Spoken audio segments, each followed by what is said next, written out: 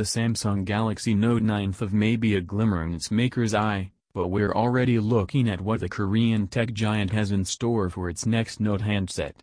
Hear that sound outside your window? That's the rattle of consumerism, rolling its merry way down your street. Rattle, rattle, rattle, rattle.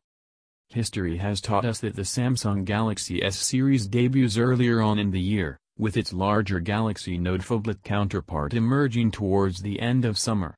Given that track record, we're making an educated guess that the Galaxy Note 9 will be emerging in August 2018.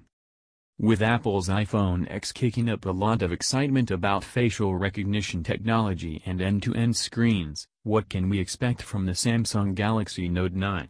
Here's what we know, or largely guess, so far. Mobile reporter Benjamin Geskin has mocked up a set of renders for the Galaxy Note 9, based on a handful of early rumors about what specs the handset may include. The results look a lot like both the Note 8 and the iPhone X, with a 4K 6.4 in display, a fingerprint sensor embedded into the screen, and an even fuller Infinity display. If you look at pictures of the Galaxy Note 8, you'll see that Geskin has stretched the display on the device to totally eliminate the top and bottom bezels. There have indeed been reports that Samsung may be working on a new form of screen, although the patents unearthed about that particular direction hint at a similar notch display to the iPhone X. Based on this year's releases, it would be easy to predict that all smartphones will look largely identical come 2020. That pattern may be bucked, however, with a whole new concept based on foldable technology.